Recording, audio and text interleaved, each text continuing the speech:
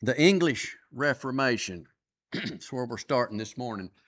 So, thinking back, we've talked about long ago Jan Hus in Prague, Czechoslovakia. He kind of got wound up against the Catholic Church for the sale of indulgences and had a big difference of opinion on the hierarchy and how they ran things. And then he also enlightened them on how to properly take of the Lord's Supper, that the laity was only getting the wafer, not the cup.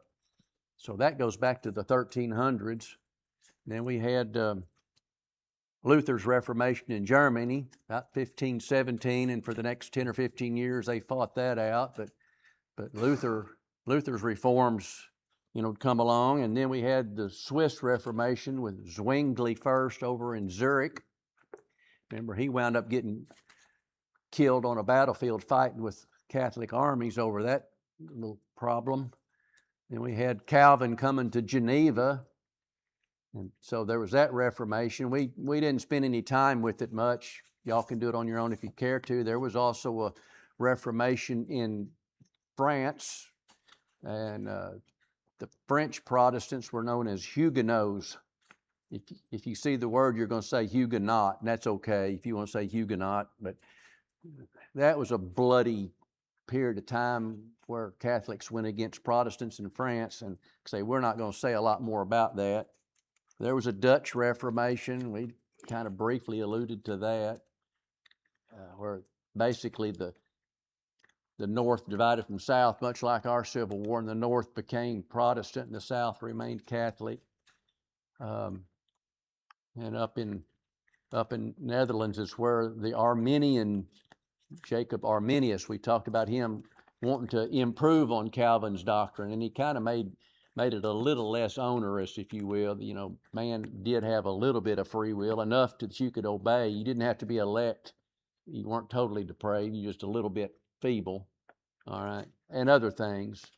And if you recall, these have all gone on before today's lesson on what happened in England.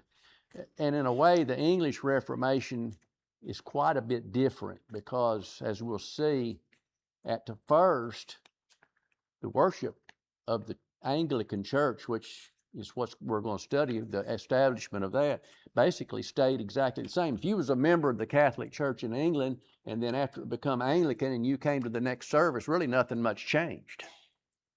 The worship went on. It just didn't have the same Catholic hierarchy.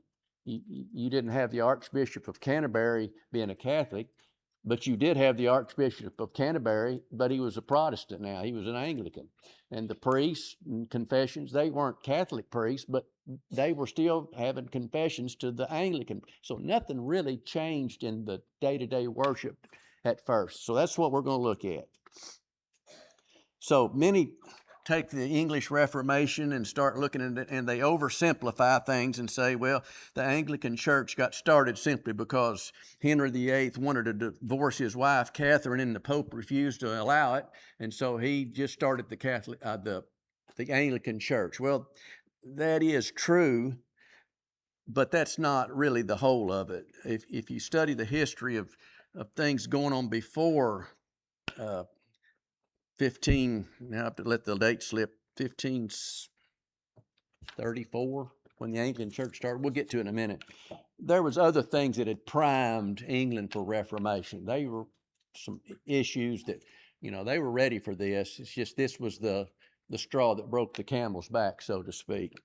So remember back, we talked about John Wycliffe had introduced the scriptures in English in the 1380s, and he was outspoken against the church and its traditions because he couldn't find any authority for it in these scriptures.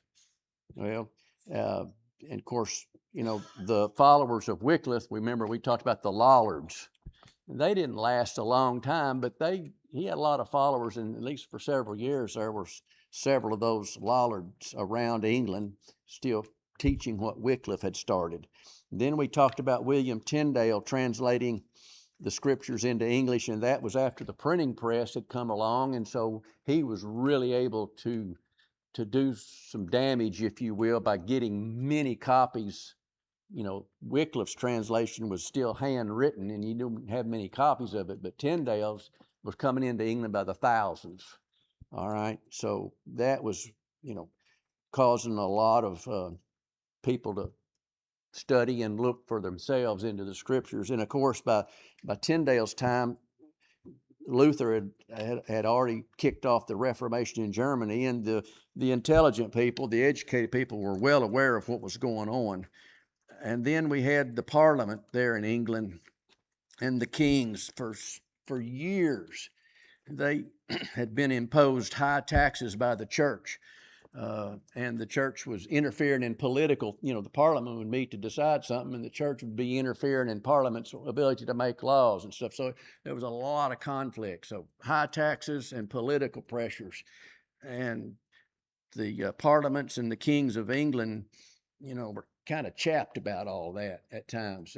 All that interference and meddling in their affairs didn't go over well.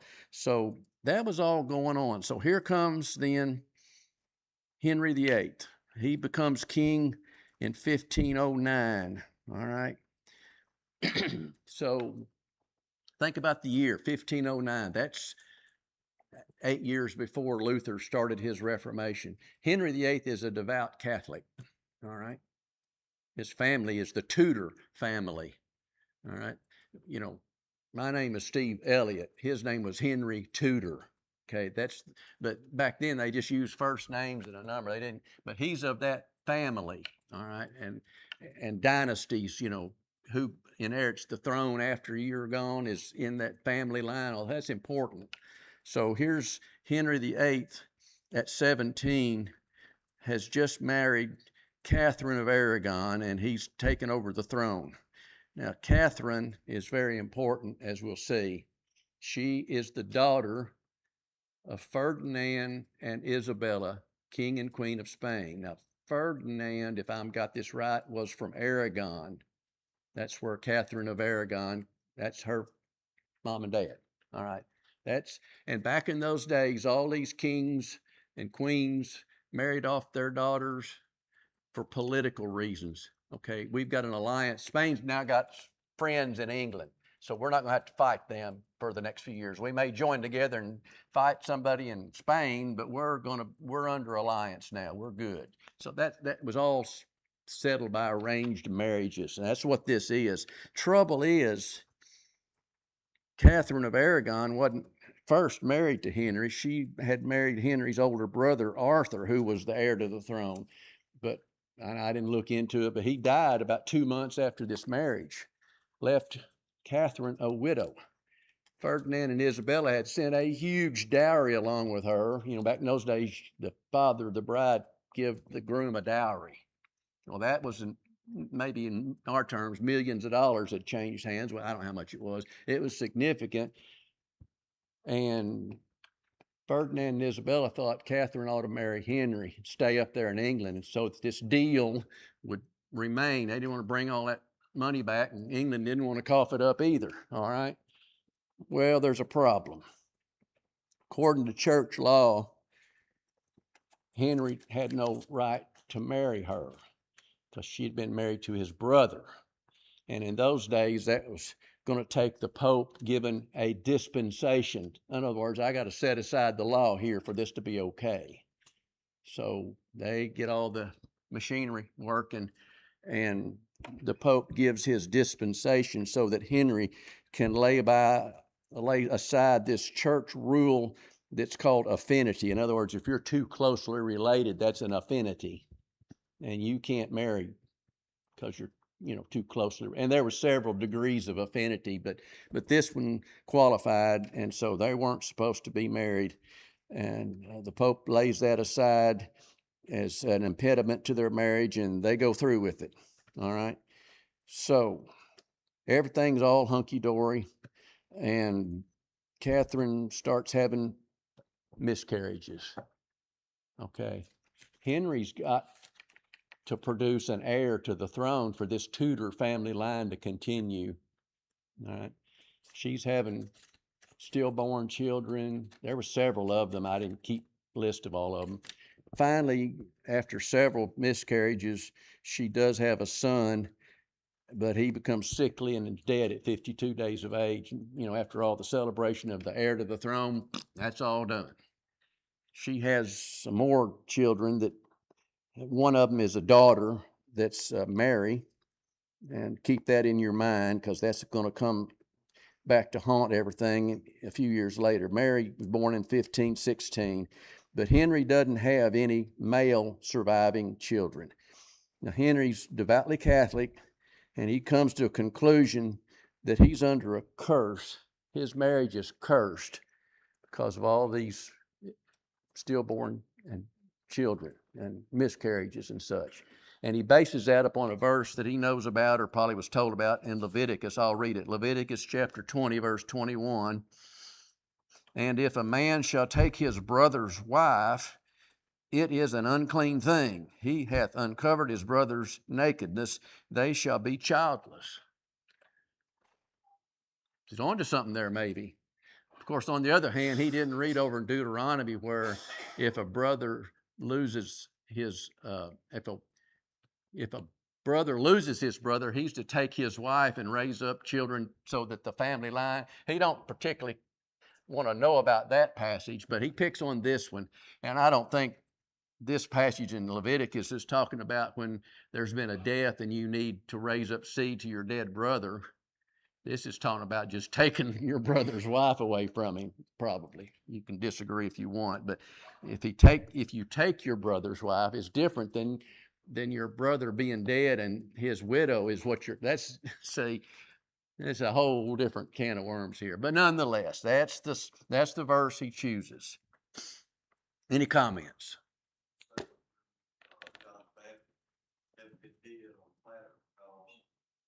You're right. Yeah, it's not lawful to you to take your. Yeah. Very good. Yeah. Yeah. So that's the situation there. Around 1527, Henry is seeing that he's got to produce a male child, and Catherine's not going to be able. And if he doesn't, the kingdom is going to be thrown into a civil war once he's gone over who's going to take his position on the throne. He don't want that. Plus,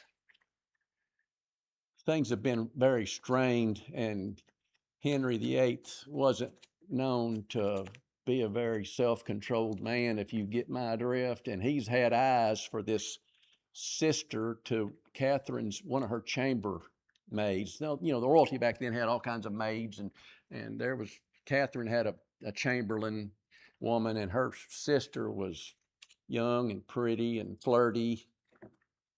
That's Anne Boleyn, all right? Henry don't escape his notice. Well, he just loses his mind, and he falls for her, but he hasn't got an annulment for his marriage yet, and so he's trying to get the Pope to annul his marriage to Catherine. It's cursed. He shouldn't have ever married her in the first. I mean, they've been married 18 years, but he wants it annulled. Well, the Pope is in a tight spot. Well, why is that? Well, Catherine's nephew, or think of it the other way, Charles V is the King of Spain now. And besides that, he's also the Holy Roman Emperor. He's powerful, and the Pope's got trouble if he gets on his bad side. And how worse to get on Charles V's bad side, but to tell him that Catherine's marriage is going to be annulled, and that their daughter Mary is going to be considered an illegitimate child. I mean, Pope Clement ain't going to do that. So he just dilly-dallies. He don't say yes, he don't say no, he just don't do nothing. And this goes on for 4 years. Henry trying to do everything he can to ram this through, and everybody else has got their heels dug in, and he's in love with Anne Boleyn. Oh, what a tangled web we weave, right? Well, he finally figures out how he's going to do this, and that's with the help of Archbishop Cranmer. All right, the Archbishop of Canterbury, his name is Cranmer. And Cranmer, and I guess he's a member of Parliament, but anyway, King Henry summons Parliament and Archbishop Cranmer, and how are we going to get the Pope to do this? And they say, well, don't worry about him, just go around him. He's not going to grant this. So they contact all the canon lawyers from the big universities of England and France and Italy, and they all agree that Henry and Catherine's marriage was null and void. Now, what's a canon lawyer? Well, canon just means rules. And think about this. At this point in time, the church has been around for 1,000 years, and all the popes and all the councils and all the books of laws and regulations and rules and edicts and bulls and all this stuff that's been written, it takes a team of lawyers to keep up with all of it. Now, does that sound anything closely, remotely akin to reading the scriptures to find out what you're supposed to do in worship and in but that's the situation. It takes a team of lawyers to get this done. And that's what happens. So 1532, Henry VIII privately marries Anne Boleyn, but there's a public church wedding in early 1533, and Anne is already showing she's 7 months pregnant, but the bishops announce she's intact. In other words, the child is, if they have one, and it's obvious they will, is legitimate. All right. It's just ridiculous. But when you bow the knee to the king, you do what he asks, and that's what they did. All right. So Parliament enacts the Supremacy Act that declares England is now free of Roman dictates, and King Henry is the supreme head of the church and of the clergy. So, by an act of Parliament, the Anglican Church is established. Now think about that. An act of Parliament says it's okay to start a new church. It'd be like Congress meeting in a special session and says, we're going to say that the Church of America is now the official church. I mean, of course, that's ridiculous. We've got a constitution that permits that. But that's really, I mean, do you want to worship according to an act of Congress, an act of Parliament, or do you want to worship according to this? And that's really what it boils down to. The Anglican Church is established by an act of Parliament, a government, not anything divine about it. It happened. So Henry and Anne do have their daughter, Elizabeth. And like I said a while ago, Henry didn't really radically change Catholic traditions. The worship just continued on pretty much as it was, with just a change in the hierarchy. The Roman bishops and priests and stuff were thrown out, the Catholic ones, and they institute their own Anglican ones, and things just keep right on going. But it did do that. It removed the Pope as being in control. It also, and we've mentioned it, but we haven't discussed it, the monastic system, all the monasteries and all the monks and the abbots that run those monasteries and all that stuff controlled massive amounts of wealth and real estate. And just by a stroke of the pen, Henry says, you're out. Pack your bags and get out of town. And basically, it took a couple of years, but by 1536, the doors on the monasteries were all closed. And most of the monks and the abbots left England. Well, why wouldn't they? The money dried up. Henry's not going to pay their salaries, and he's not allowing the church in there to pay them. So their money dried up. They left, pretty much had to. All right. So you see, this is all political. The reason for all this is political, pure and simple. But in a big reversal of opinion, Henry now says, Tyndale's Bible, bring it in. You know, he had a few years before been alongside of all the church leaders that said, burn all copies you can get and go hunt down Tyndale and kill him. And he'd been, yeah. But now he's completely reversed. And so the English scriptures are okay, and that's going to lead to changes in doctrine and worship because people are going to read it. And that's where the changes to the Anglican Church really start coming in later, is through reading of and understanding the English scriptures better. So, let me find my place again and we'll continue.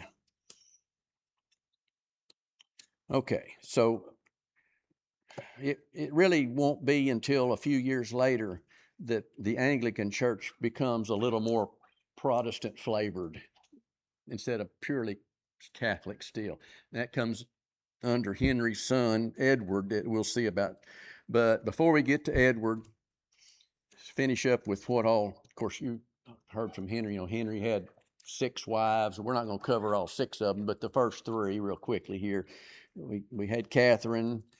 She had the daughter Mary, and Anne had another daughter, which was Elizabeth. And soon Henry gets tired of Anne. She's too loud-mouthed. All right. She don't just like to stay at home and say, yes, dear. She gets agitated easily. She's outspoken. She gets broody, and Henry can't stand that. And just in general, the troublemaker for him. And read into it a little bit, and it doesn't take much to think that she was a promiscuous woman before they married, and she's probably been unfaithful during their marriage, and at least that's what she's charged and convicted of, and it's likely true. Once they kind of went separate ways, she probably was unfaithful to him. So eventually she winds up imprisoned in the Tower of London, which the Tower of London is just a euphemism for where you go to the dungeon and then to be executed at this time. We won't get into the history of the Tower of London, but she's accused of treason against the king and of incest with her brother. All right. True or not, she's accused and convicted of it. And she loses her head in 1538. All right.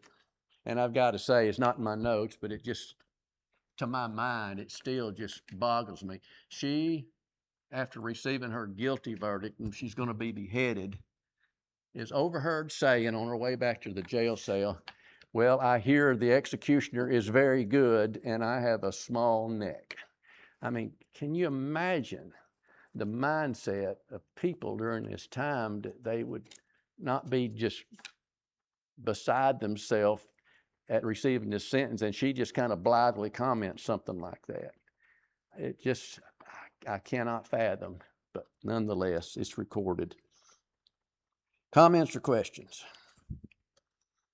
So Henry's got rid of wife number 2, and he's had an eye for this Jane Seymour and marries her, 1538, and a son, Edward, is born shortly after, and Jane dies after the childbirth. All right, she doesn't survive to be the new king's mother. And we won't mention the 3 more wives and deaths and executions and divorces that Henry had after that. But Henry died in 1547, leaves Edward VI to become the King of England, and he's only 9 years old. He's not old enough to rule, so they give him what's known as a privy council, about 16 or 18 educated men. Most of these would be like your university professors and heads of big government agencies. They're educated and they're mostly Protestants. All right, they're mostly of a Protestant flavor, not any Catholics among them.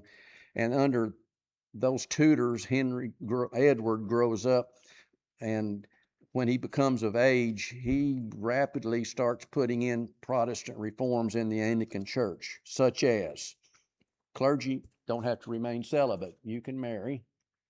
The laity gets communion, both the bread and the wine, not just the bread.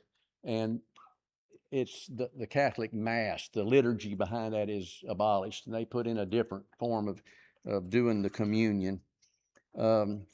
Under Edward's reign, he has what's called the Book of Common Prayer written, and this was just to standardize the worship in every Anglican church they all got to do it the same. So the Book of Common Prayer is their church creed book. And it has all the liturgy, all the prayers, all the, the formalities and what all they do. That's all spelled out so everybody does it the same. And a few years later, there's a revision. So there's the second Book of Common Prayer that they go by. And Edward dies only at 15 years old. He reigned for 6 years. And that just wasn't enough time to really completely remove the Catholics in England. Now think about it. He'd reigned 6 years. Of course, 1534 was 18 years before his death. So there'd been 18 years since there'd been such a thing as the Anglican Church. Well, think about it. 18 years ago, let's say something come through Crossett and outlawed this church, and they forced you to be something else. 18 years. That's a long time, but it's not long enough for you to forget that I really don't like this. And so that's what the mindset of the Catholics. 18 years have gone by, but there's a lot of them still wanting to be Catholic. And here's their chance. This is what happens. So he dies, and who's next in line from the Tudors? Mary, the daughter of a devout Catholic woman, Catherine of Aragon, all right, with a Catholic nephew that's King of Spain, King of the Holy Roman Empire, and she goes at it as hard as she can go. After all, think about it. Catherine had been told that her marriage was null and void. Henry divorced her. That's my mama. And then they told me I was illegitimate. Do you think she had a grudge? Oh, yeah. Mary had a grudge, and she was Catholic. And so she just goes rampant through England, throwing out all the Anglican priests, all their bishops. She's going to change everything that Henry and Edward had done. She starts making appointments to the clergy. She reopens the ties to the Catholic Church in Rome and the Pope. And anybody that's Protestant, you're got a target on your back under Mary. Members of the church clergy and university faculty members that are preaching Protestant stuff, you're in trouble. And she starts going after them big time. And during her 5 year, it was a short reign of 5 years, she is known to have executed. This is not arrest and thrown in prison and fined and tortured and that kind of stuff. This is executions. 280 burnings at the stake. They didn't let the coals cool down till they had another couple of them tied up and burning them during her 5 years. It was continuous. Burning heretics. 280. Even including some women and children a few times. It is a spectacle. So she earned her name of Bloody Mary. That's where it comes from. That's Queen Mary. Of course, when this was going on, Protestants are getting out of town as hard as they can go. And, the common lay person, the worker, the merchant, he couldn't go anywhere, but the higher ups, they're getting out of town like rats off a sinking ship when this is going on. So about 800 roughly exiled themselves, and they mostly go to Germany and Switzerland, big Protestant Reformation areas. And they're there for a few years and learn all the Calvinistic and Reformed theologies. In Geneva, they get Calvin's doctrine. Over in Zurich, one of Bullinger was one of Calvin's students. He's big in Zurich at this time. And so they pick up all these doctrines like predestination, total depravity, God's sovereignty. They pick up a Presbyterian form of church government, which is basically you pick your elders to rule. And they might meet in some area-wide meetings, but there's no church hierarchy with bishop and archbishop and cardinals and pope like the Catholic Church. That's done away with under Reformed theology. It's a Presbyterian form, and they pick up on that. So there's this guy, Thomas Cranmer. He's the Archbishop of Canterbury, an Anglican Archbishop of Canterbury. Now, get that right. Canterbury is a suburb, we'd say, of London. but it's a big area. That office has been around for centuries there. The Archbishop of Canterbury is the top dog, all right, in the church. So Thomas Cranmer has been involved. Number one, he's the one that encouraged Henry to go around the Pope to get his divorce. He's the one that helped King Edward write the Book of Common Prayer and get the Uniformity Act passed and everybody in England worshiping the same way. And now Mary has got him and says, you need to recant all that stuff you did. And of course, under pressure of death and burning at the stake, I recant. Thomas Cranmer, he signs the document. And later, under a burden of conscience and his cowardice in doing this, he renounces his renouncement. All right. No, I don't recant all this stuff. I really did mean that. Well, that gets him arrested and sentenced to death. And it is recorded as he's strapped to the stake and they light the fire. He's speaking and he sticks out his hand that had signed the document saying that I recant. He says, this needs to burn up first, and just holds it in the flames stoically until it just chars.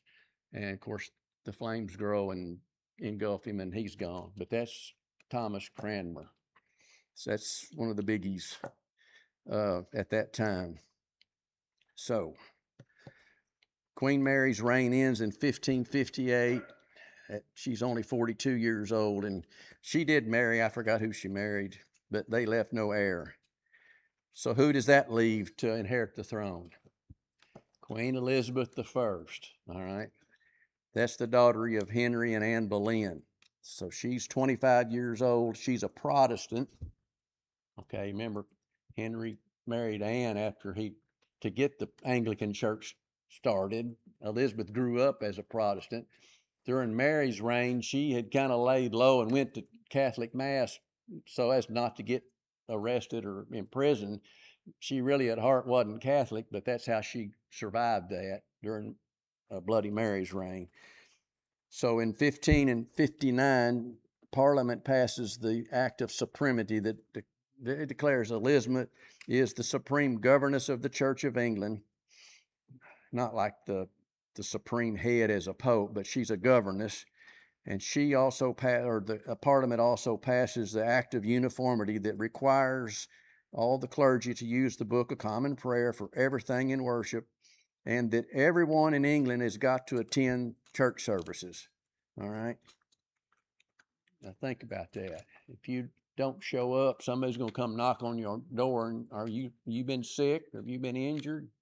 I mean, there'd be fines imposed. Reckon that'd get our numbers up. If we knock on doors and impose fines for laying out a church too long. Well, that's what they did. I mean, all right, you got to step in line. Well, of course, once Mary is gone, all these 800 people that we talked about that had exiled themselves to get away from the purge, they start coming back home. And they're bringing all their Protestant baggage with them that they've learned over in Germany and Switzerland. And they get right back into the church, and they're starting to bring in more and more and more Calvinistic doctrine and Protestant reforms. And that's how it comes back. It's during Elizabeth's reign that really gets a head of steam behind it. And this Uniformity Act that she's had passed is requiring these people that are coming back home to England now to compromise. You know, I learned a different way over there in Germany or over in Switzerland. Now she's saying I can't teach and preach and practice what I've learned over there. And so there was a lot of conflict there. But Elizabeth is the queen, and she says, take it or leave it or you're out. And so most of them swallow real hard and take it, but they're not happy about it. So that's really what is the impetus, what really gets the Puritans going, is this take it or leave it. You've got to be an Anglican, pure and simple. You can't bring in any of your Protestant reforms, these Calvin's doctrines. That's got to stay out. So these people were known as dissenters. They remained with the Church of England, but they were very critical of it, as it was still too Catholic in their mind. And of course, these were educated people, the ones that had left and had come back, and they've got connections, and they lobby members of Parliament, and they're preaching and they're writing and publishing and talking about this Presbyterian form of government and using elders like you read about in scriptures, not these evil bishops that the Queen has put in. And so you've got all these dissenters. Remember that word, because we'll come back to that. And then on the other side of the coin of these people, you've got separatists. All right. They're dissenters, all right, but they take it a step further. We just can't worship with the Church of England. We can't reform it from within, so we're just going to separate from it. All right. They left. Except it's against the law to leave. You have to be a solid member of the Church of England under force of the law. So to be a separatist instead of just a dissenter and sit there and steam about it, but stay there, to actually separate, start worshiping in little secret meetings and stuff, was likely to get you in trouble. And that did happen. So Elizabeth orders all these Puritans. Now, the word Puritan comes from the idea that they really wanted to purify the Church of England, and they became called Puritans. That's really where the term comes from. So she says, "Stop undermining my authority." And of course, she invades some of their places. They're printing their tracts, and people that's been preaching this stuff, she arrests them, throws them in prison. There's a few executions for those that are the most vocal and, are libeling the Queen and, causing seditious revolts and that kind of thing. So by 1590, during the Elizabeth reign, it just become obvious to the Puritans that they weren't going to be successful in bending the Church of England or the Queen to accept any of their changes. So some started leaving England for religious freedom, and a lot of them went over to the neighboring country of Holland. And of course, those that stayed there in England, they had three choices. You can conform and swallow the bitter pill and submit to the Anglican bishops and the Book of Prayer and all that. And some of them conformed with the idea that, well, the Church of England was the right church. It had faults, but we can live with them. Then there's others that said, no, the Church of England is not a true church, and we can't wait for it to change, and it's sinful to stay there. And these were nonconformists, and they were a problem, and they started getting a lot of persecutions and being hunted down and arrested. And it was a troublesome time for those Puritans. And there's thousands of them. It's not a few. And there was a third option. Immigration. Let's just get out of England and build a godly church somewhere else. It's okay. Think of the year, 1590s. Was there any colonies in the in the New World, what's now the United States then? No, but there's fixing to be. Now we're about to run out of time, and so we're fixing to get into the meat and potatoes of what y'all have been waiting for. Is how did all this religious stuff wind up like it is in the United States that we have today? Well, far from me to explain all of it, but we'll hit the high points and the major players and what led to the colonization and the original religious flavors that came over to this world, and where they went and what came of them. That's kind of where we're headed. And some of y'all that may have kind of lost interest because how soon is he going to get over this stuff? We're going to get into that. Hopefully that'll bring y'all back around. All right. Elizabeth never married. After all, why would she? She looked at what went on with her dad in all his marriages and didn't want any part of it. So Elizabeth was always known as the Virgin Queen of England, Elizabeth I. And She died in 1603, and her cousin James becomes the king. Now, he is not a Tudor. That's the end of Elizabeth is the end of the Tudor family line, and King James is a Stuart. All right. He's already at this time the King of Scotland as James the Sixth. And James the Sixth of Scotland. He's already reigning up there, and we won't get into all that. But he now, when Mary dies, becomes James the First of England. So he rules England, Ireland, and Scotland. The whole British Empire now is one monarchy. And I think we'll stop there and take up Wednesday night with King James, the famous King James that is in the front page of my King James. He's the one that authorized the translation of this, amongst other things that he did. The Jamestown colony in the United States, King James. Okay, see where we're headed? King James was the one that gave the charter to allow these London investors to invest their money to come over here on ships looking for gold and silver. All right, that was an official charter given. I mean, they didn't just jump aboard a boat and come over here. They had official, documents to establish this stuff. Any comments? Anybody got any questions I can't answer or anything like that?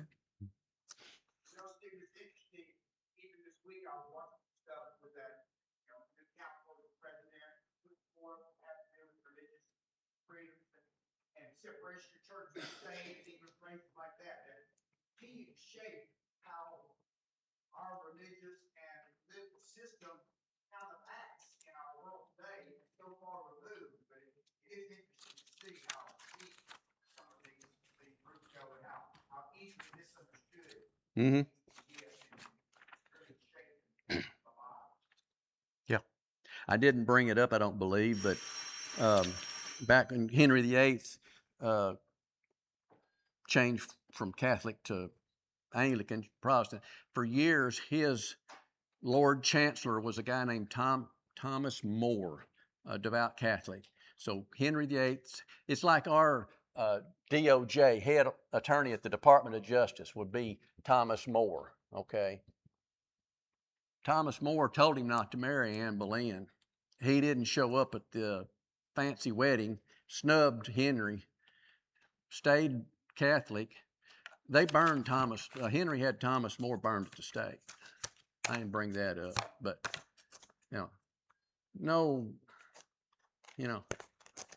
put him on a boat and send him to Spain or France or something, but no. They did stuff like that. Thank y'all for your attention.